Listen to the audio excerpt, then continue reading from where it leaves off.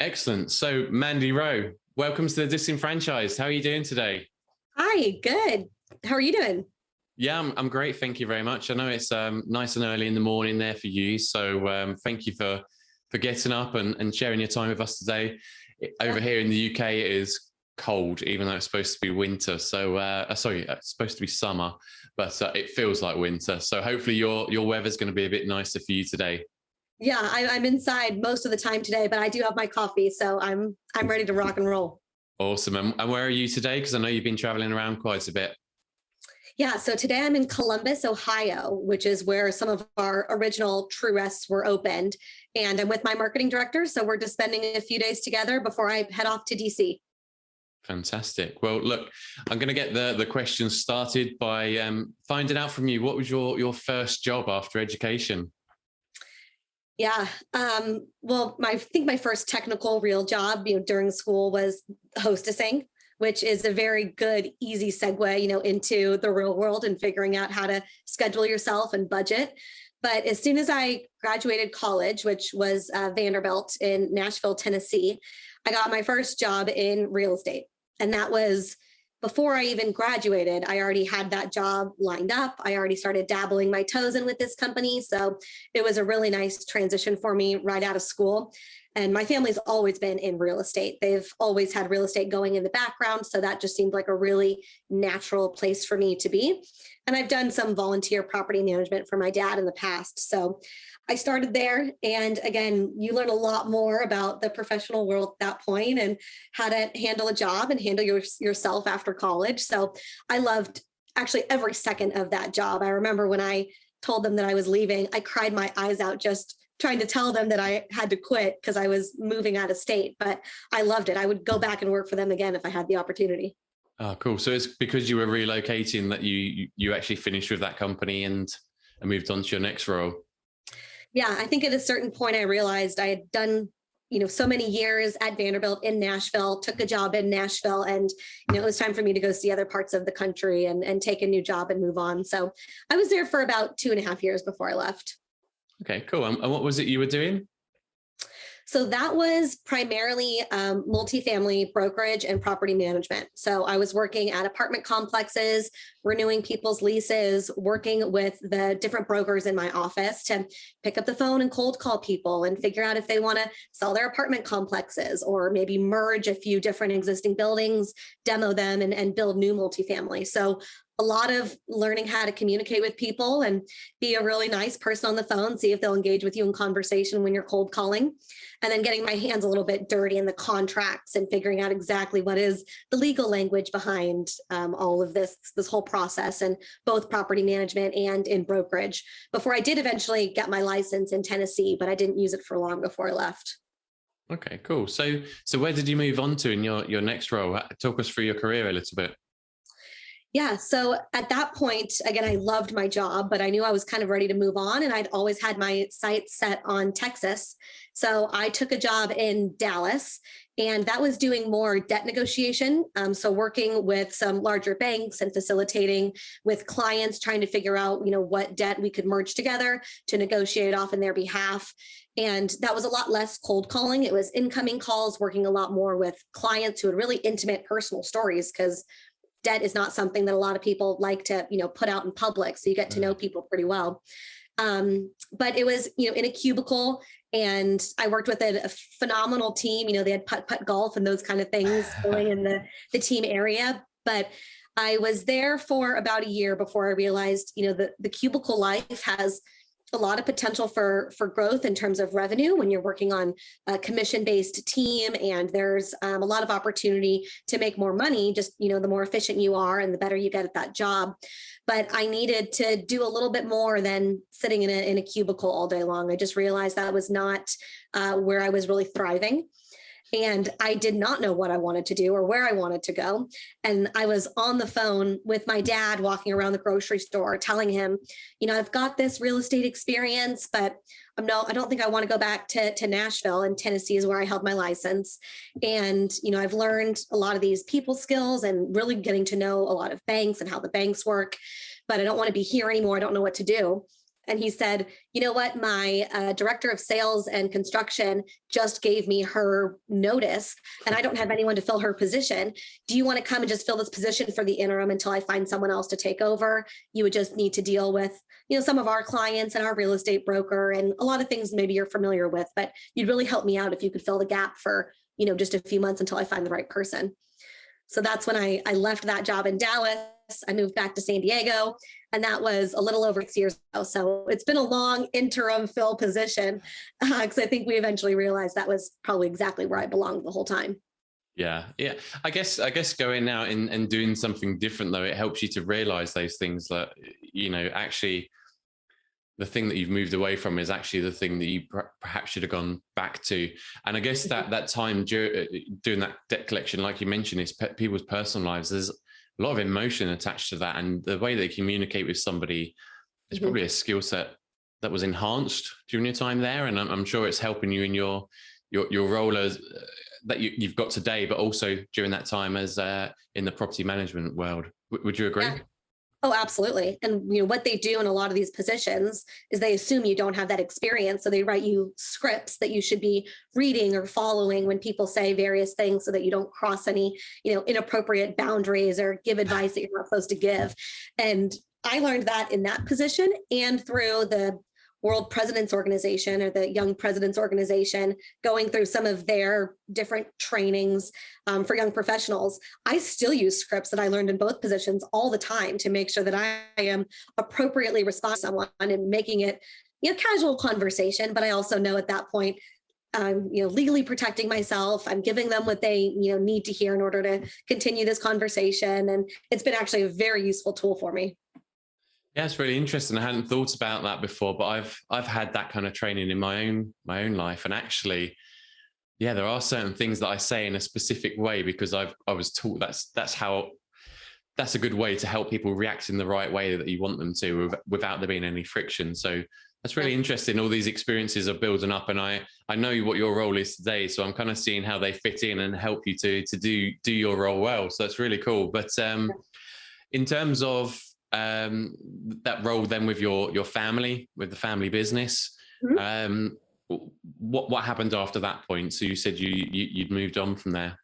Yeah. Well, of course, once I got to town and I started training, it became very obvious, to everyone that my dad had just brought in his daughter to, fill this position. And that rubbed kind of everyone the wrong way, which is totally fair. And I felt like, I don't really know what I'm doing here. I'm going to learn. I'm going to sit and talk to my dad. We are very much the same person. So I could hear him say something and I can regurgitate the exact same conversation, 30 minutes later. It was very natural for me to pick that up. However, we both decided what made the most sense was actually for me to not leave the company, but leave that office and go work in the operations with the founder of the business. So my dad's the CEO, and then there was the founder who started the whole concept. Okay. And he lived in Phoenix. So what I did was I moved out there to Phoenix and I worked with him for about a year. So I ran his business with him. I understood the passions that he had and the way he had always done it, which is what made it such a phenomenal business model for franchising. And so I think that to this day was an integral part of me being able to sell the concept, to speak to the concept, and nowadays to run all the corporate locations, because I really got really deep in there with him and learned the whys of everything that we do. And that was a great way for me to prove myself, to learn what was going on, to really get to know the rest of the team and establish myself as, someone that wanted to be in this position and continue in this industry before going back and then working side by side with my dad. Yeah. Okay. That's it. Really interesting. So that it was a franchise business, was it then? At the time, yeah, very small. So, the founder just had his one location. His sister had another location about 20 minutes away. So she was technically a franchisee at that point. And we had maybe another 5, all on the West Coast, really. And we were just starting to look at expanding to Ohio and the East Coast at that point. So it was the founding location that's still open and operating today. And learning how to do that too allowed me to realize how to expand it and how do we not just franchise it, but make this individual business model, more successful and more efficient so that it could be scalable. And also learning, most franchisees that I learned are business owners, small business owners, are couples. I mean, they're families, the husband's involved, the wife's involved, maybe the kids are involved. It's not always this large corporation like I had been in Dallas, where you've got a team member and everyone gets to know each other. And I don't want to say surface level, but not nearly the same as, working with the husband and then having his wife come in and work and then having his cousin come in and his sister come in. Everyone really is a small business and a family. Yeah, that's really cool. And something that I think from the outside, a lot of people don't realize, like you alluded to there, I think people think it's this big corporate machine that just churns through the numbers and the money. And yeah, don't worry too much about the local side of things. But when you've got those families involved, or families that are running these businesses, it is really local and family related, isn't it? So that's really interesting. So did you know anything about the franchising industry before that moment, before you joined? Oh, gosh. I learned a lot about franchising. I knew absolutely nothing about our industry. And the only reason I had franchise experience is because I joined this youth advisory board for a private equity firm that was buying small concepts and expanding them throughout the United States and Canada. And so part of this internship youth advisory board team was to help their company look at different business models, put together business plans, and analyze the competitive analysis of what exists in the United States versus Canada, and where are the potential open territories. So it was very much a learning opportunity for me through college, just to get to know business, because my major was in corporate strategy. But at that point, when I had that position or that internship, I had absolutely no idea that I would actually end up in a franchise later on. But that was the only exposure that I got ahead of time. And I'm really glad I did, because there are some names that we analyzed back then that I still look to today, because everyone during that internship period that was actually hired at the company would tell me what a great business model that was, or why they chose to go that route instead of a different one. So I've taken a lot of that perspective and analytical skills with me. Yeah, that's really cool. So obviously we know that you're in the franchising industry now. So how did you find Tree Rest Float Spa? Mm-hmm. So how did you get from where you were in that company to where you are now? Yeah, it's really an incredible story. And it really is my dad's to start it. And then I joined in. But my dad and I live in San Diego, or lived in San Diego. And our island off of San Diego is a military base, or majority of it is a military base. We're civilians, but that means a lot of our friends and family are, former military. And on that island, Navy, so Navy SEALs, helicopter pilots, everyone of that nature. And at the time, I had friends whose dads were going off to war, were going to Iraq, were going to, various places and coming back. And a number of them would openly talk about how they have to either relocate or had PTSD, had insomnia. And there was one dad in particular who came back, was just openly communicating with my dad and said, I do this thing called float therapy to help me with my PTSD and insomnia. And at that point, there were less than 10 locations in all of North America to try float therapy. So it was a completely foreign concept to everyone he told. And we wanted to go try and find some public place to go try this thing he mentioned called float therapy, because he said those guys fight for time in the float pods. They want to be in them all night because it helps them sleep better. They bring down their cortisol levels and their stress levels. And, they can just function better when they're in the float pod. And that sounds like such a phenomenal experience. Why can I not go do this somewhere in San Diego? And the closest place we could find was Nick's original founding location in Phoenix. So My dad at the time flew out there, tried float therapy. And Nick, the founder, said, what's really fascinating, you, Jim, have franchise experience, and I've been selling my business model for just a couple bucks here or there, because so many people are interested in it, but there's not really an industry to be had, or there's no franchises. And so they shared this common vision to take this completely new concept and bring it into a franchise model, the first franchise model that existed in this industry, but also make it a very, very high-end spa-like experience so that when you come in for the first time and you've never tried float therapy, you don't have to question the professionalism or the cleanliness or anything like that. And very much models, other subscription-like franchises out there. And that's where, True Rest franchising was born. And I got in, about 5 locations later because I'd heard this story and I knew what my dad was doing and kind of thought he was crazy because sensory deprivation and float spas were really, again, foreign concept. But when I was living in Nashville, he actually told me, here's what I'm going to go do. I know that there's one in Nashville. Will you go and just kind of check it out and tell me what your experience is like there? I want to know what else is out there in the market. And so I went to this place and it was not a great experience. I was in a robe, super uncomfortable, raking sand. The guy's trying to get me to relax before I go back into this float tank, which at the time kind of looked like a coffin. And he told me I would be in there for an hour and he'd come knock on the lid and you're vulnerable, you're naked. He's like, I'm going to come and knock on the lid and tell you when your time is up.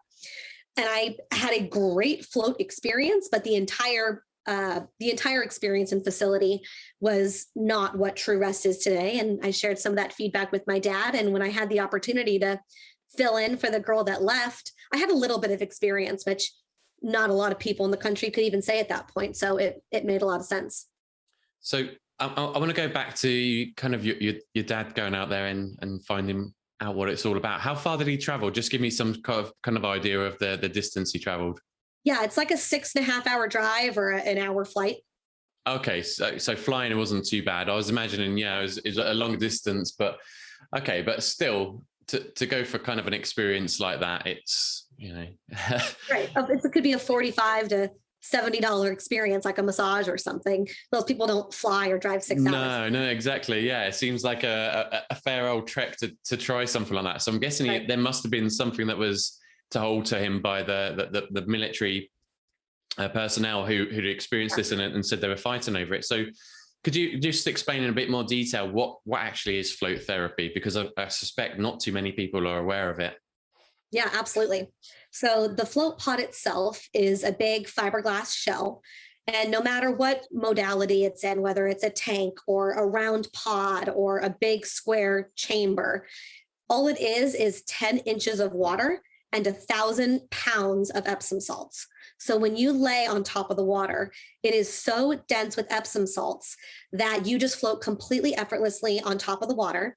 And it's heated up to skin temperature. So you lose sense of where the water is touching your skin, and you can really get into this sensory deprivation experience. Now, that term can be a little bit scary for some people. So over time, the therapy has evolved inside the float pod to be able to control the lights, control the music, plug in your own meditation tracks or your own intent-based music, whatever it is that maybe you listen to while you meditate, or maybe you want nothing and you just fall asleep. But that's really all it is. It's really simple. It's salt, it's water, it's anti-gravity. And being able to get into that position, your heart rate automatically drops about 10 beats per minute in the first 15 minutes. A lot of people get into the theta wave state, the brainwave state that's very similar to dreaming. So whether they meditate or they dream or they fall asleep or they just are awake and kind of just thinking and problem solving, those are the most common experiences. But it became really popular too for athletes because that amount of Epsom salts is really good for your muscles. It's really good to work that lactic acid out after you've been doing a really hard workout.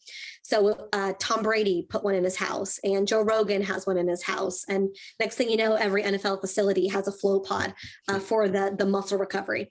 So it really hits a lot of different demographics who need the mental relaxation as much as they need the physical relaxation. Sure. So I can see the kind of relaxation side of it might be quite a fun experience to have on a one-off basis. Maybe I can see the benefit long-term for athletes. But what are some of the other reasons why people might go back again and again for this kind of treatment? Mm-hmm. And we had only heard of people coming back on a regular basis because of testimonials. There wasn't really a lot of research out there at the time, but people were telling us that they were able to control their stress levels throughout the month, or they really just needed a break from everyone and everything. And this was the most, profound experience and profound relaxation they'd ever felt. But nowadays, there's actually a lot of scientific research and white page reports that have come out on the benefits of float therapy. And for the most part, they're all focused on how float therapy can treat anxiety. And these days, I mean, the amount of people, especially millennials, that have anxiety or this post-COVID syndrome where they're dealing with high levels of stress, this has been the perfect therapy for them. And whether they come back, once a month just to keep their stress levels low, or someone who's dealing with fibromyalgia, chronic neck pain, back pain, spinal cord injuries, they sometimes come in 7 times really quickly, back to back to back to back, so that they can decrease their pain levels and decrease their stress so they can sleep at night. And then those positive benefits really start building upon each other. So you can just live a more fulfilled life without stress and pain. And for everyone, it looks different, whether it's float therapy or massages or acupuncture or chiropractic. But what we found is that all of these therapies really can also build upon each other. And so it's not just one or the other. This is a kind of mental relaxation that maybe you can't get from some of those others. Cool. Well, listening to you speak, though, I can see that you really have a lot of passion, have a lot of knowledge for the industry as well. So it'd be good to understand what your role is now then within True Rest. What was it you do on a day-to-day basis? Yeah. Well, so understanding the industry and the research is fairly new to my position because I started off just doing the sales. So selling the concept, getting people, really excited about where this industry was going and riding the wave up. And so I started there, but then pretty quickly was able to use my experience in real estate working at Sperry Van Ness to help the franchisees figure out where's going to be their best location and how are we going to, compare this industry to other industries so that we know you're going into a really sustainable market. I've got a phenomenal real estate team that we work with, but I was helping them engage in those conversations and make sure we were all headed in the right direction. And then from there, it is, slowly progressed through the development side. So now I also help design the floor plans. When earlier we talked about how to scale the model and make it more efficient, a lot of that comes down to our floor plan. And then engaging with the contractors and the small business loans and the banks to actually get my franchisees from the point of just looking at float therapy and True Rest to my spa's built. I've got a team that's ready to rock and roll. And at that point, I hand them off to my marketing and operations team for training and pre-open marketing so that they can really run a successful business. But the industry part of my job came after the founder, who I've spoken a lot about on this call so far, took another job. And he decided that, he had really grown this franchise to a place he was happy with. He felt comfortable handing it off to me and my dad. And he moved on to starting a brand new concept. That is really where his passion was in finding these new concepts and building them. And so at that point, there was a few people in our company who were interested in the industry, but we needed a real industry liaison to go to the float conferences and to know what the other competitors were up to and to engage with these scientists and researchers and figure out how we can participate as a brand. And so I took that job on from Nick. So as much as I do all of the development side, I love the industry liaison position that I have now because the researchers that are working on all the different studies for athletic recovery and PTSD are incredible people. And frankly, as all researchers do, they need funding. And so who do you go to when you need funding? Probably the largest brand in this industry, which is True Rest. And so we're trying to, really create that balance, but also get what we need to get enough exposure and awareness about this therapy. So it's been a win-win. Yeah, that's cool. I mean, for you, that's a lot of responsibilities to take on, but quite exciting. And I guess one side helps the other in many ways. So in terms of anybody looking to buy into franchising in general then, so you're obviously helping True Rest franchisees take those early steps to the point where they're launching their business. What do you think that they should be looking out for? What do you think they should be thinking about? What questions should they be asking themselves before they sign a franchise agreement, whether they're for True Rest or anybody, you know? Yeah. Yeah. It's interesting because I have really successful franchisees that come from various backgrounds, who engaged with me completely, differently in terms of due diligence. They started out kind of like hipsters, people who wanted to be in float therapy but didn't care about the business model. And then as it's slowly grown, I get a lot more people who love the business model but don't know a lot about float therapy. And I'd say my franchisees that are the most successful, are the best leaders, are the ones who, did their due diligence and decided that, no matter whether they were an operator that was on site or a remote operator, that they just loved the concept of float therapy so much that if something happened, they had no problem showing up to the spa and doing the work themselves because they knew they were giving back to their community. They were helping their community with their stress levels and PTSD and whatnot. And they just kind of said, I need a good business model, but I also need something I'm super, super passionate about. And I think it's easy to get wrapped up in different business models and concepts that you think, and maybe will make you a lot of money, but when something goes wrong, are you excited to step in and run the business? Because if you're not, that stress level can really escalate and it becomes a business you don't enjoy anymore. And my top franchisees just love and are passionate about what they do. And I think if you're not passionate about it and someone asks you about it in the grocery store, you're not going to be able to sell it. You want someone to see the smile on your face and the excitement in your voice when they ask you, what do you do? Yeah. Yeah, I think that's a really good point. And I guess in many ways, you kind of got to think, would I use this service myself or would I use this business myself? Because you're right, it's not always about the money. I mean, yes, people have got different goals, but making money isn't the be all and end all for many people. So, okay. In terms of then the sites, so obviously you're helping people and using your background in property management to identify suitable sites. Do you think it's a good idea for people to go into something like the business model that you have with an idea of the location they want, or go into it with an open mind? What's kind of the best approach? Yeah, I mean, I think it's pretty obvious the people that come to me who I know are already excited about being in business because they're telling me this site's available and this square footage. And, I've already spoken to the tenant representation or the broker or that landlord and the space is available. And I'm so excited. I want to put a True Rest in there. Let's do it. Which is totally fine. I've got no problem with people coming to the table with, a lot of options because that speeds them up. But I've also had people come to me and say, listen, I know I want to do this, but I have no idea where. Tell me, Mandy, based on the web traffic and all the different things that you're seeing and the calls you're getting, where do you think this will be the most successful? And I've had people move states to open up True Rest in these areas that we've said are just a hotbed for this kind of industry. So I think having an open mind and knowing that you may already have a lot of sites selected, but there may be something just a little bit more ideal or better 30 minutes down the road that's going to make your business more successful because we've seen the web traffic and the research and everything that's pointing us that direction. So I have no problem with people doing the research ahead of time, but just keep an open mind because it's in the franchisor's best interest to keep your doors open and to keep you successful. We don't make any money if you don't make any money. So we're going to really help point you in the right direction.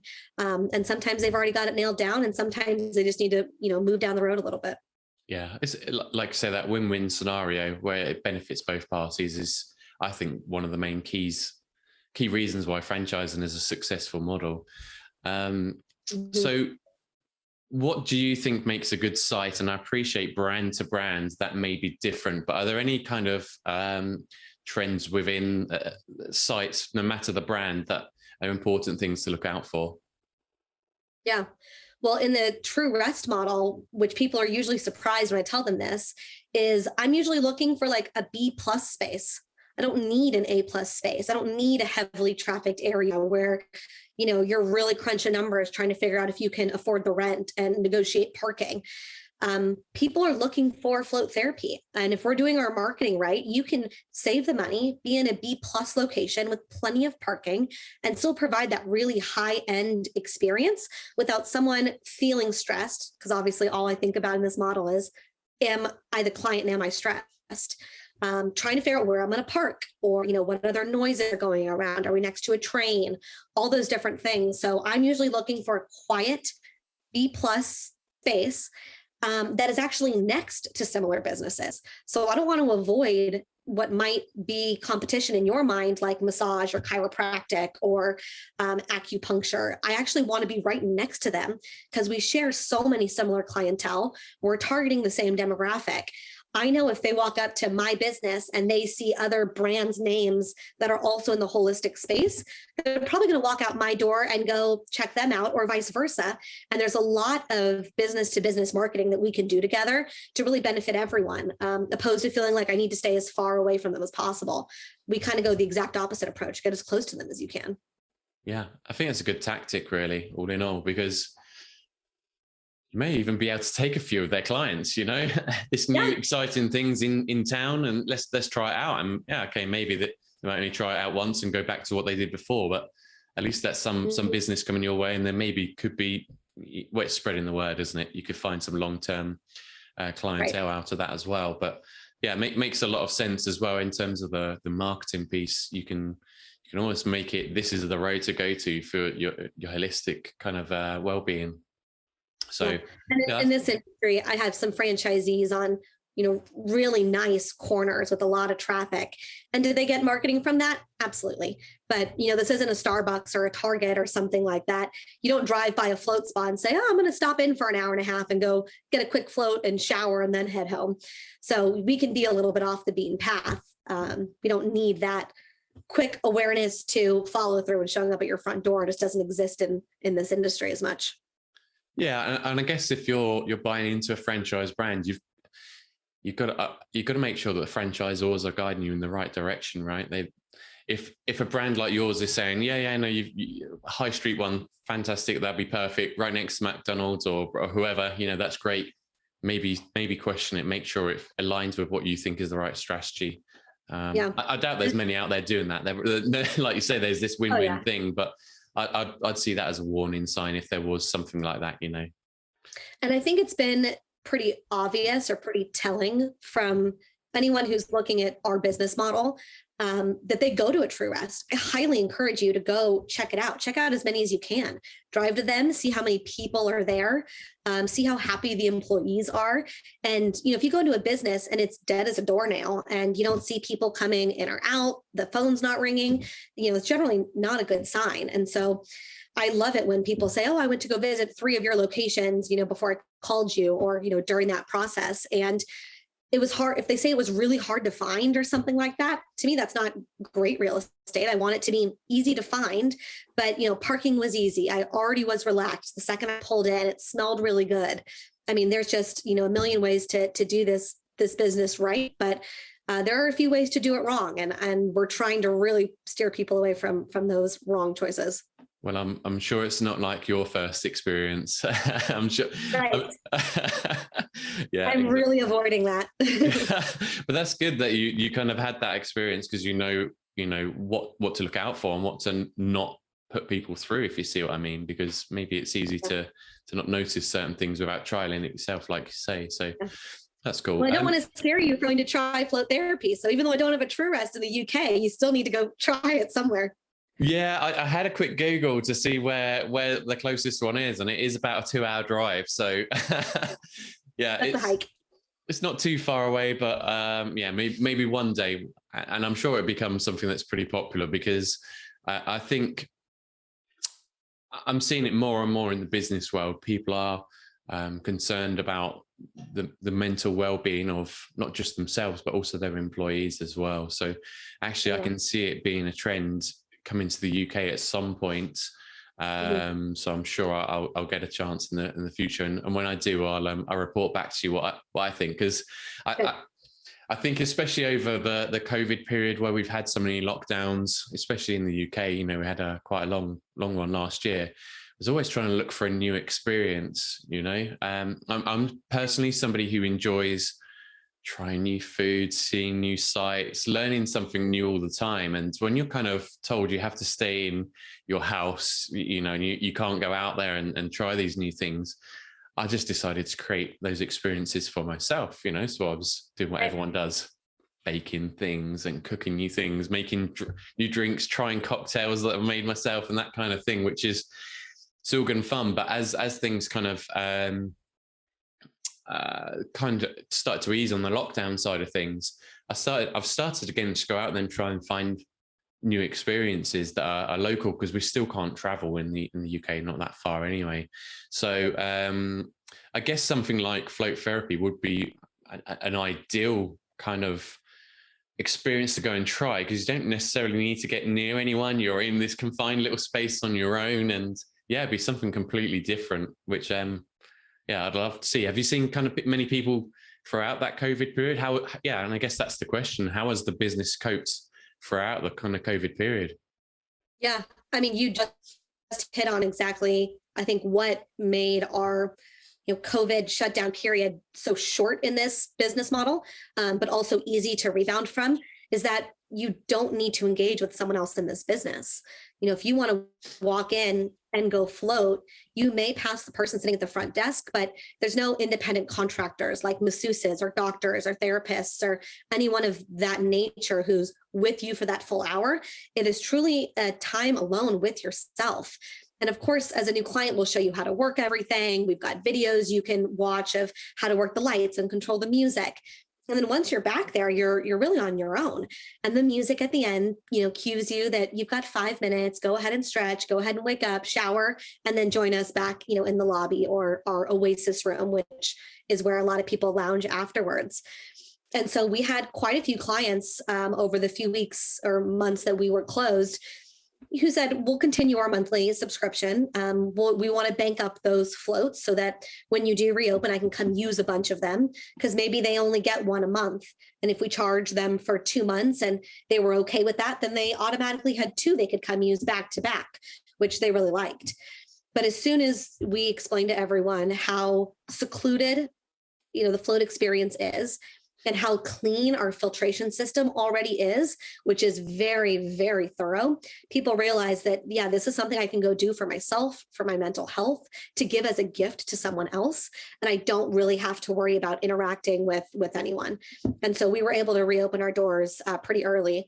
And in a lot of places, very grateful that we were deemed an essential business. So in a lot of counties, we could actually apply for that essential business status because of either the clients that we have who were trying to bill through their health savings account or their flex spending, or had a prescription from a doctor to come in and float on a regular basis, that they needed us to have our doors open. And we found ways to do that and do it safely. Fantastic. I mean, it makes a lot of sense. It really does. And I think it's quite an interesting business. And I'm looking forward to it being a bit more widespread in the UK, to be honest with you. It seems like something quite fun to do. But also, I've spent money on osteopaths over the years because I've had bad back and things like that. So if there's a different way for pain relief that isn't crunching your back in half, maybe that could be appealing too. Right, absolutely. Well, my dad will always tell you he doesn't like being rubbed down. So for him, it was like all the benefits of other therapies he has tried built into one without, having someone who he doesn't know, rub his back down. So that's kind of, I think, what excited him in the very beginning was if, these hardcore men, Navy guys can get in there and rave about it. Most people think a spa day is for women. Our demographic is split equally between men and women, because to just be, women on a spa day to come enjoy float therapy, because the Navy's doing it. These athletes are doing it. Really professional athletes who, are just coming in because it's a cool therapy, not because, they are looking for a spa day from, their significant other or something. Yeah. And after doing a 5K run, I'm sure, I'd feel like I need that therapy as well, because I'm a highly tuned athlete. Yeah. And I expect a lot of people think like that, right? So that's pretty cool. Whatever works. Yeah. Cool. So just one more question, sort of tapping into your experience around supporting people building their own business. So you mentioned a lot of them are families. What do you think makes them successful, or what do you think is enabling them to be a successful business owner or franchise owner? Yeah.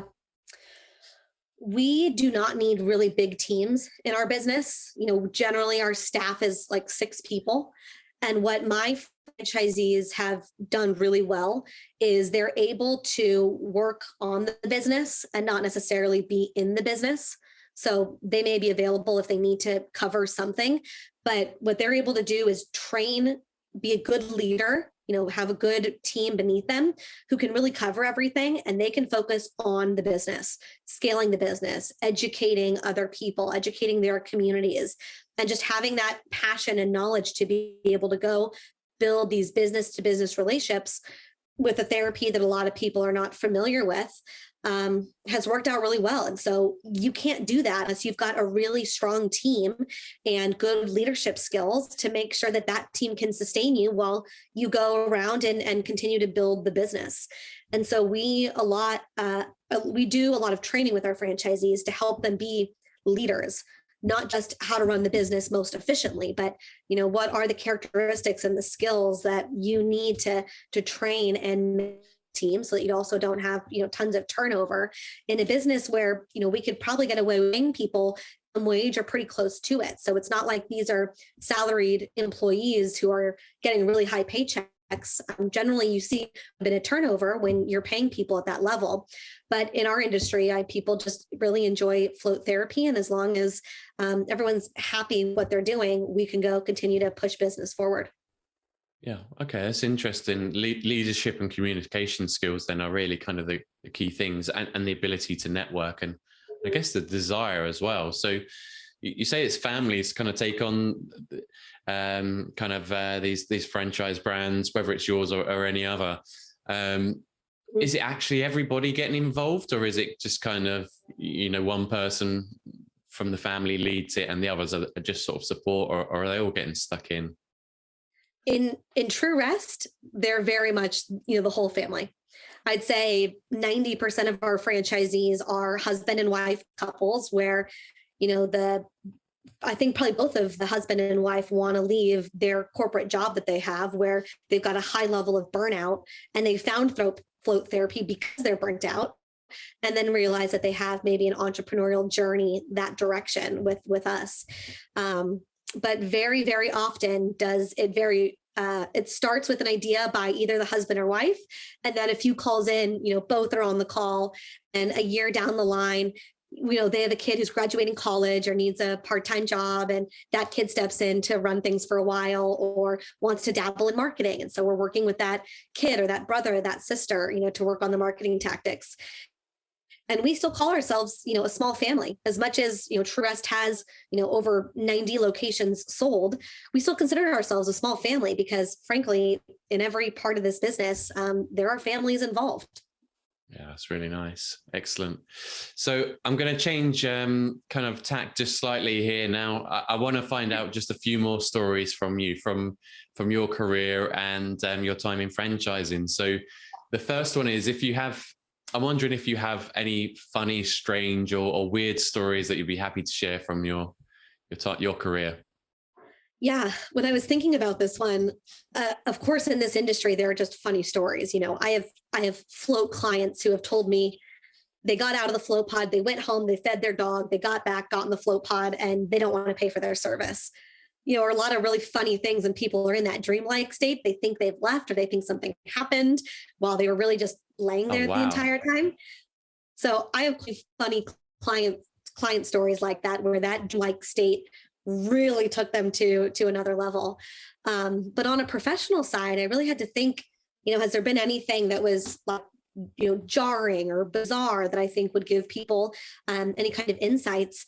And I remembered that, recently I have had something kind of bizarre happen to me, which came from a vendor who, we had trusted, we've worked with for a long time, and they brought on, someone new on their team.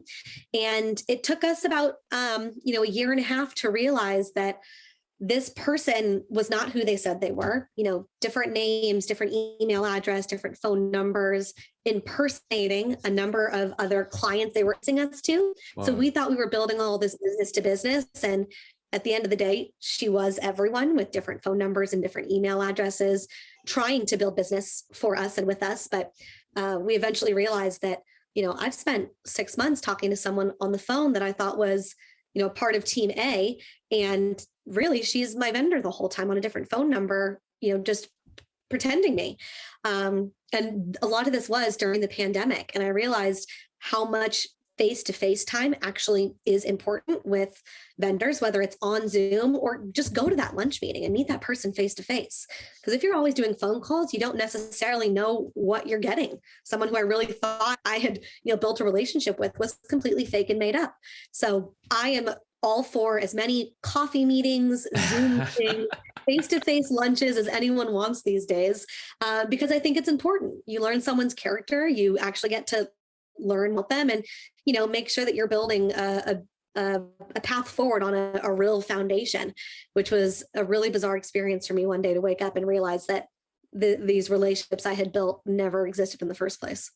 That's unbelievable, isn't it? Really, that someone is doing that out there. They're doing that, and it shows you how easily we trust people, I guess, as human beings. And right. Yeah, I think you're right. It's really important to be able to connect with people, and I think that's something I've learned actually over the COVID period is we could have just been all doing this on the phone, but somebody very early on would only do Zoom calls with me or Teams calls with me. I was like, okay, well, I'm going to do that too. And what I realized is that you can pick up on the little things, the way that somebody communicates with you. Like if I was just looking away completely disinterested as you're talking, okay, maybe this isn't the conversation that's going somewhere. Whereas on the phone, you can't really tell that, can you, at all? So really important, really interesting as well, and unbelievable. Right. Yeah. So it was kind of a bizarre one. It wasn't really, detrimental by any means, but they didn't really get anything out of the whole process. So I don't really understand the psychology behind why. It's not like we paid any money or did anything that, really put us out. But just like you said, sometimes you really have to get to know people. And so I'm all about that face-to-face coffee time these days, which is why I'm traveling all over the country. Is I want to go meet everyone, make sure that, everyone is who they say they are. Fantastic. It sounds like you like traveling anyway. So I guess that's an added bonus, right? Yeah. Cool. So I'm wondering if you have any interest in, not interesting, but inspirational or proud moments in your career. Yeah, I think so. Of course, I've got a lot of stories of how True Rest has grown that I think are, exciting, and they really speak for themselves in terms of creating a new concept and expanding it to what it is today. But my favorite stories are the ones of my franchisees who really we kind of wrote off early on because they couldn't get financing. They were really young. The banks told us, up front that they probably didn't have enough money. And there's two that partnered up together and pulled together the financing. I don't know how. I don't know how a bank ever approved them, but a bank did. And today they're our most profitable franchisees in the entire system by far. They just blow everyone out of the water. And I continue to go back and think, in the future, should I really engage this kind of prospects, even though I know that they're not qualified? Because these two guys really proved me wrong. And I think if you've got enough passion to do something, and even if you don't meet the qualifications the franchisor sets up in the beginning, or, you don't see a clear path to success, I mean, there are banks out there that are willing to take chances on people. There are investors out there that are looking to do something outside of the stock market these days and are, happy to engage in small businesses and invest in people who they truly believe will be successful.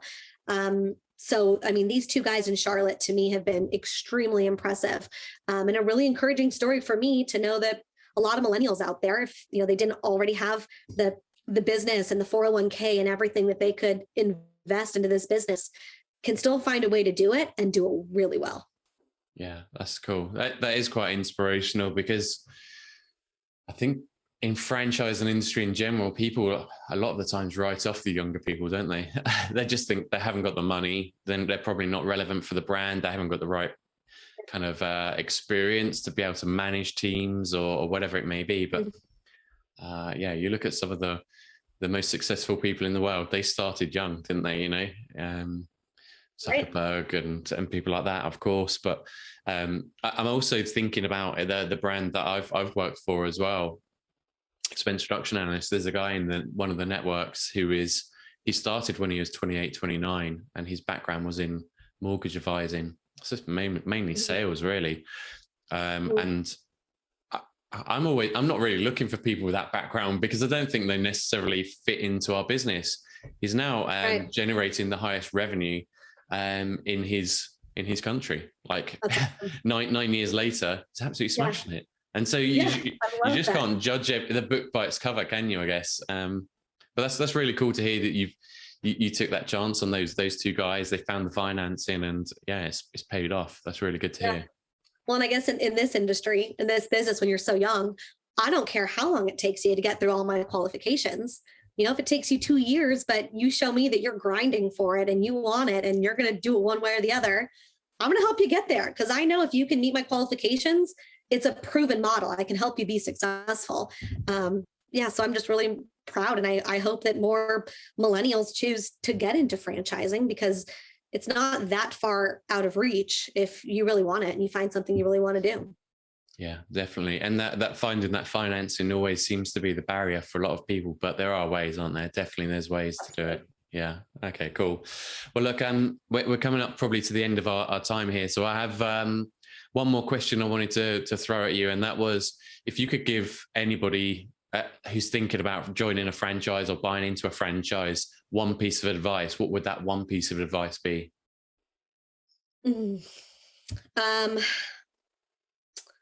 Gosh, I almost want to just say, do it. Just do it. I feel like if you have that bug and you know that you just have to scratch that itch, there's so many franchises out there. You can find something that you'll love, and you'll probably regret it if you don't. You'll always kind of wonder. And I don't think it has to be one or the other. You don't have to always quit your job at what you're doing to also become an entrepreneur and franchise. We have quite a lot of people that continue to do both. And I think you learned the most phenomenal experience, running a business. And that's experience you will never find in the corporate world. And I think it's just always been worth it. So if you think, you want to get out there and be an entrepreneur, whether it's the smallest franchise and lowest investment or the largest, just do it. You can always sell it later. You can always, figure out ways to scale it if you decide that you love it. But I think it's always just worth it. Just do it. Awesome. I love that advice. That's something that I want to get on a little sign, is just do it, because it just makes sense, doesn't it? Right? Yeah. Awesome. But Mandy, thank you so much for your time today. I've really appreciated you getting up so early to talk with us, especially as you've got such a busy schedule. And thank you for sharing your stories with me. I've learned a lot about float therapy, and I'm looking forward to it coming to a town near me at some point. Yeah, awareness is so important to us. So I'm grateful to have the chance to share it with everyone. No worries. Well, look, take care, and hope to catch up with you soon. Thanks, Mandy. Have a good day. Bye. Bye.